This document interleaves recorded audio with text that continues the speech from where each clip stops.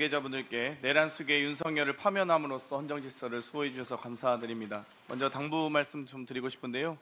전자파 인체 보호 기준 제3조 1항에 대한 위헌 확인 심판이 있습니다. 전자파 노출에 대한 주민들의 두려움은 추상적 공포를 넘어서 또 구체적 공포로까지 이어질 수 있다고 봅니다. 1년 넘게 헌법소원이 진행 중인데요. 신속한 재판 요청드리고요.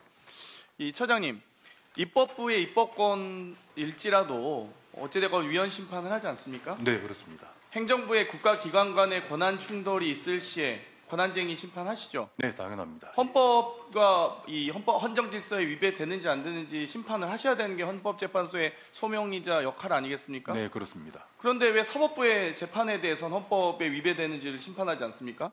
대법원일지라도 법률에 근거해서 헌법과 법률에 근거해서 재판하는 거 아니겠습니까? 네, 그렇습니다. 그런데 헌법에 위배되는지 여부를 헌재가 심판할 수 없다면 그건 헌법재판소가 직무유기하는 것이다라고 생각합니다. 네. 저희도 입법부에서 역할을 하겠다는 말씀드리고요.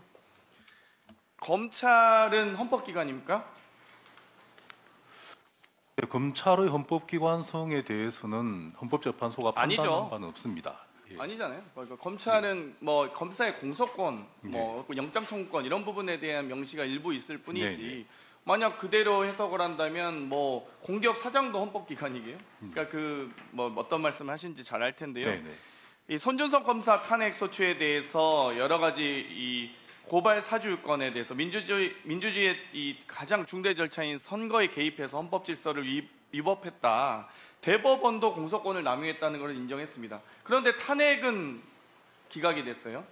사실 안동환 검사 공소권 남용에 대한 부분, 이정섭 검사 개인 비리에 대한 부분, 이창수, 조상원, 최재훈 이 직무유기와 관련된 또 김건희 무혐의와 관련된 부분 등해서 6명의 검사에 대한 탄핵이 다 모두 기각됐습니다. 저는 헌재가 이래서는 안 된다고 봅니다.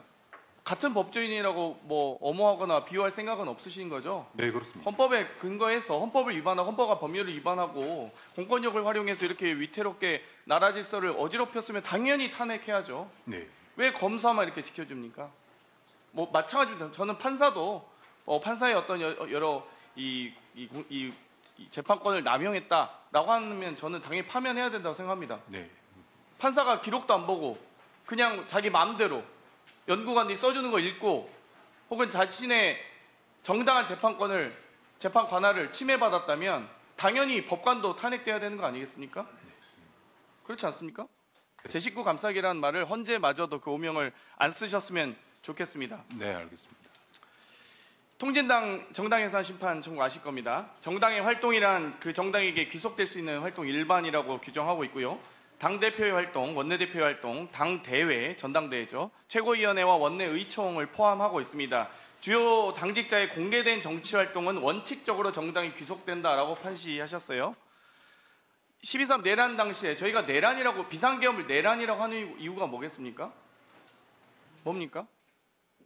비상계엄이 위법하고 위헌적인 판결을 하신 이유는 결국 계엄이 선포됐을 시에 유일하게 이 헌정 질서를 회복하고 민주주의를 지킬 수 있는 유일한 기관은 국회 아니겠습니까? 맞습니다. 계엄 해제 결의를 의결할 수 있는 것은 국회밖에 없습니다. 헌재가 심판할 수 있습니까? 아니면 대법원이 심판할 수 있습니까? 이거 위헌입니다. 이거 비상계엄 위헌적이고 위법한 비상계엄입니다. 라는 판결을 할 수가 없잖아요. 네. 계엄사령부 산으로 다 들어가기 때문에 그렇습니다. 다 계엄사령부 군합발에 다 짓밟혔을 겁니다. 대법원이든 헌법재판소든.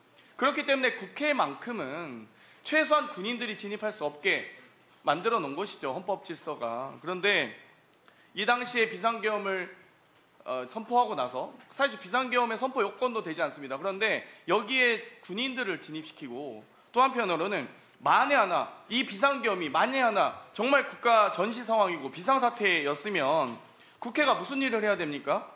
비상예산도 편성해야 되고요. 전시예산일 수도 있습니다. 비상입법을 해야 될 수도 있습니다. 전시법에 준해서 혹은 타국에 대해서 선전포고를 의결해야 될 선전포고를 비준해야 될 수도 있습니다.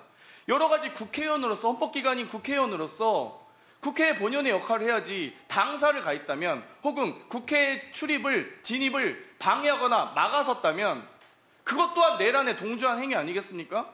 아니 진짜 만약 전시 상황이 있었습니다. 그러면 국회의원들이 모여서 이 전시 예산이든 전시 입법이든 이 선전포고 비준이든 해야 될 거 아닙니까?